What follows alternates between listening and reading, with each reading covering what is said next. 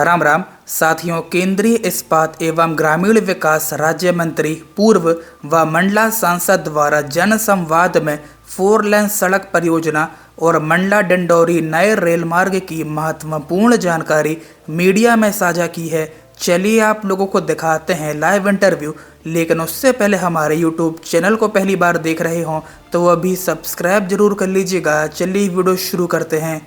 साथियों, अभी हाल ही में IBC न्यूज़ चैनल द्वारा मंडला जिला मुख्यालय में जन संवाद आयोजित किया गया, जिसमें मंडला सांसद फग्गन सिंह कुलस्ते से सीधा संवाद हुआ, जिसमें उन्होंने मंडला संसदीय क्षेत्र के 4 लेन हाईवे सड़क परियोजना व रेलवेज और खासकर डिंडौरी में जल्द रेलवे आ रही है। मंडला डिंडौरी अमरकंटक रेल मार्ग इस पावन धरती में उतरने जा रहा है।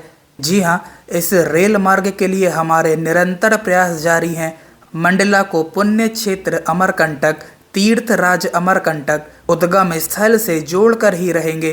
पूर्व में हमने आप लोगों को बताया हुआ है, गोटेगांव घनसौर मंडला डिंडौरी अमरकंटक पेंड्रा 260 किलोमीटर लंबी रेल परियोजना जो वर्ष 2012-13 के रेल बजट में सैंक्शन है, जिसका ROR रेट ऑफ रिटर्न भी 1.66% पॉजिटिव है। कुल लागत 4,395.86 करोड़ रुपए है। इस रेल मार्ग में 30 छोटे बड़े रेलवे स्टेशन शामिल हैं। जन संवाद लाइव इंटरव्यू देखिए। आपने हमें ज्वाइन किया सर, आपका बहुत बहुत शुक्रिया अदा करते हुए मैं इस सवाल से शुरुआत करना चाहूँगा कि लंबे समय से आपने मंडला डिंडौरी इस संसदीय क्षेत्र का प्रतिनिधित्व किया हुआ है और जनता आपको लगातार चुनते आ रही है। आपको क्या लगता है कि अपेक्षाओं पर आप स्वयं कितने खरे उतर पाए हैं? बदले में आप जनता को क्या दे पाए? देखिए, मैं इस लोकसभा क्षेत्र की जनता ने मुझे 7 बार सांसद के नाते चुना। एक बार मैं पराजित भी हुआ लोकसभा में, तो पार्टी ने हमको राज्यसभा भेजा। मैं एक बार विधायक भी रहा, उस समय संसदीय सचिव, और 3 बार केंद्र सरकार में मंत्री। अटल जी की सरकार में पहली बार बनी थी, उस समय भी मंत्री के नाते काम किया, और मोदी फर्स्ट मोदी सेकंड में भी। तो ऐसे लगातार इस क्षेत्र की जनता ने मुझे अवसर दिया है, और मैं ये कह सकता हूँ कि जनता की जितनी डिमांड और अपेक्षाएं रही हैं, ख़ासतौर से केंद्र प्रवर्तित योजनाओं को लेकर के, तो उनका मैक्सिमम जो हिस्सा है इससे संसदीय क्षेत्र मंडला, चाहे वो डिंडौरी का पार्ट हो, सिवनी का हो, आज नरसिंहपुर हो, सभी क्षेत्रों में कुछ ना कुछ हमारे लिए कोई ना कोई पहचान। विशेष तौर से हाईवे आप देखिए कि पूरे लोकसभा क्षेत्र के अंदर हमारा पूरा लोकसभा, अगर आप नरसिंहपुर आप देखें तो हमने 4 लाइन से उसको सबसे पहली बार हमने कवर किया। वहाँ से आप सिवनी आप देखिए, जब हमने अटल जी के समय उस 4 लाइन को शुरू किया तो एक समय ऐसा भी एक घटना दृश्य देखिए कि उससे 4 लाइन को कांग्रेस के लोगों ने उसको रोका और उससे मार्ग को नरसिंहपुर से डाइवर्ट कर दिया छिंदवाड़ा। उस समय कमलनाथ जी नेशनल हाईवे के मिनिस्टर हुआ करते थे, तो मार्ग अवरुद्ध हो गया। हम लोगों ने बहुत संघर्ष किया, और संघर्ष करने के बाद फिर सरकार जब मोदी जी की बनी तो फिर से उसको टेकअप किया, और हमारे ट्रांसपोर्ट मिनिस्टर, हमारे हाईवे के जो मंत्री नितिन जी बने। तो आज पूरे देश में आप देखेंगे तो एक नया डिजाइन उनने DPR तैयार किया, और ये जो कॉरिडोर, ये हाईवे हमारा 4 लाइन जो बना है, ये पहला शायद इतिहास है। अब धीरे धीरे क्रम शुरू हो गया, परंतु पैच के अंदर से उसको फ्लाईओवर तैयार करना उस पार्क में, और हमने फिर नागपुर को जोड़ा। तो ये सिवनी के अंदर देखिए, फिर हमने जबलपुर, मंडला, ये भी हमारा फर्स्ट फेज में अटल जी के समय हुआ। यहाँ से रायपुर छत्तीसगढ़, ये भी 10 साल है, ये काम कुछ हुआ नहीं।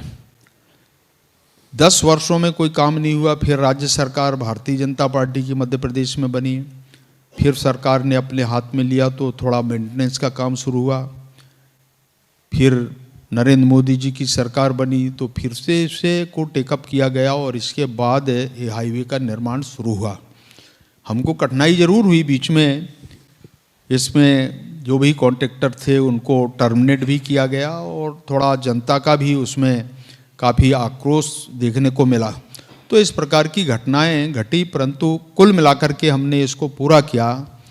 आज डिंडोरी को भी हम जबलपुर शेखपुरा, आप देखिए ये हमारा अमरकंटक का, ये जो हमारा अमरकंटक है नर्मदा हाईवे के नाम से जानते हैं। फिर डिंडोरी से आज मंडला आप देखेंगे, हमने इसका काम भी हमारा लगभग 60% पूरा हो गया है। और यहाँ से लेकर के नैनपुर से बालाघाट, ये पूरे लोकसभा का जो परिदृश्य हाईवे की दृष्टि से, तो ऐसे लगातार हमने प्रारंभ से लेकर अगर गाँव की दृष्टि से देखेंगे तो मैं अटल जी की सरकार में मंत्री के नाते तो पहला एक उदाहरण मैं दे सकता हूँ कि पांडुतला से जो सबसे लंबा मार्ग हमारा मवई जो अंतिम छोर में कहलाता है, हमने सबसे पहले उस मार्ग को टेकअप किया, प्रधानमंत्री ग्राम सड़क।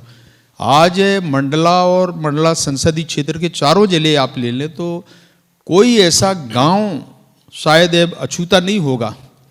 अभी हमने चौथे चरण में जो हमारे 250 की आबादी का जो हिस्सा है, ये जिसके उनको हमने कवर किया है। अभी तक के हमने इनको कवर किया, अभी थोड़ा आगे बढ़ कर के हमने इसको पूरा कर रहे हैं। और मुझे लगता है आप कहीं भी देखें तो सबसे ज़्यादा अगर मार्ग बने हैं तो इस लोकसभा के अंदर प्रधानमंत्री सड़क योजना। अभी तीसरा हमारा जो काम अभी प्रधानमंत्री ने शुरू किया है, यहाँ पर पीटीजी ग्रुप के लोग भी रहते हैं, तो एक जनमन की योजना प्रारंभ किया और विशेष तौर से पीटीजी ग्रुप के लिए यहाँ पर बैगाज रहते हैं। सिवनी के अंदर थोड़े से बैगा हैं, कुछ भारिया समाज के लोग हैं, पर बैगा मैक्सिमम मंडला और डिंडोरी के अंदर है। तो इनको ध्यान में रख कर के प्रधानमंत्री जी ने इसके लिए स्पेशल पैकेज हमारे करीब 24,000 करोड़ रुपए का स्पेशल प्रावधान किया। फिर धरती आभा, चूँकि भगवान बिरसा मुंडा जी के जयंती का कार्यक्रम हम उसके साल पूरे हो रहे थे, तो इस अवसर पर आप देखेंगे तो ये धरती आभा करके योजना हमने प्रारंभ किया। तो जितने बाकी चीज़ें हैं इन दोनों स्कीम में बिजली, पानी और अगर छोटे छोटे भवन हैं, आंगनवाड़ी केंद्र हैं, विद्यालय के अतिरिक्त कमरे हैं या कनेक्टिविटी किसी गांव से अगर नहीं जुड़ पाया है तो हमने उसको जोड़ने का इसमें कुल मिलाकर के इसके अंदर हमने 17 विभागों को शामिल किया है। इनमें से कोई भी ऐसी हमारी प्रायोरिटी हो सकती है और 100% जनमन के अंदर हमने जो बैगाज हैं उनको घर, अभी नरेंद्र मोदी जी ने प्रधानमंत्री आवास योजना बहुत बड़ी संख्या में गांव के लोगों के लिए लगभग बिजली कोई ऐसा गांव बाकी नहीं है जहां पर कनेक्शन नहीं दिया गया। हर घर और गांव, अपवाद कोई मोहल्ला छूटे होंगे तो उसके लिए हमने इस योजना को शामिल किया और उनमें से हम शामिल करने वाले हैं। सड़कों के विस्तार और कनेक्टिविटी की दिशा में आपकी सरकार ने काम किया हुआ है और यही वजह है कि हर बार आप लोकप्रिय तौर पर सांसद भी चुने जाते रहे यहाँ से।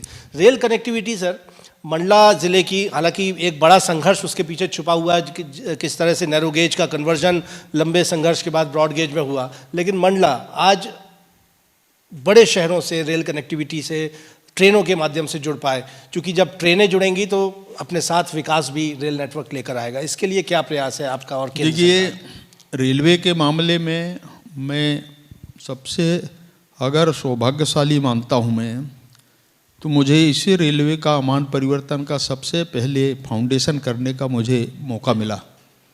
हमने वहाँ से शुरू किया, गोंदिया से। आज देखिए इसको 100% हमने इस पूरे जो हमारे अगर एशिया का सबसे बड़ा अमान परिवर्तन का काम जो नैरोगेज था उसको हमने किया। तो ये एक बहुत बड़ा काम हुआ है। और मंडला के इतिहास में अगर आप देखें, आज नैनपुर में गाड़ियों का अगर परिचालन लगभग है करीब 22 गाड़ियों का लगातार हो रहा है।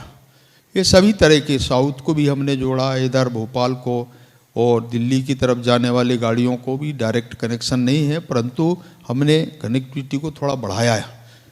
अभी नया हमने रेलवे सर्वेक्षण के लिए हमने उनकी डिंडोरी हमारा पीछे था, तो हमने उसको भी थोड़ा आगे बढ़ाया सर्वे के लिए। इस बार प्रावधान हुआ है, हमारा डिंडोरी भी जुड़ जाएगा। और बाकी हमने ट्रेनों के लिए कहा है कि कुछ स्टॉपेज हमने बढ़ाया है। और 4 ऐसे प्रमुख हमारे केंद्र हैं, एक मंडला, नैनपुर, सिवनी, नरसिंहपुर, ये 4 हमारे मॉडल स्टेशन हमने सेंक्शन कराया। आज इस दिशा में अगर देखेंगे तो ट्रेन के लिए, ट्रेनों की संख्या या फास्ट ट्रेन आने वाले समय में हमारा जब रेलवे का काम और बढ़ेगा तो रेलवे में बहुत अच्छा अचीवमेंट होगा और इससे कनेक्टिविटी बढ़ेगी। हमने इसको दिल्ली, भोपाल से भी और साउथ से जोड़ने का हमने प्लान किया है। और जैसे भी हमारा चूँकि अभी ही कंप्लीट हुआ है ये पूरा मान परिवर्तन का काम, तो निश्चित तौर से इस पर हमारा डबल लाइन का भी जबलपुर से लेकर के हम इसको नैनपुर तक और बागी आके बढ़ाने का भी काम शुरू कर रहे हैं। और इसकी हमारी प्रारंभिक स्वीकृति प्राप्त हुई है।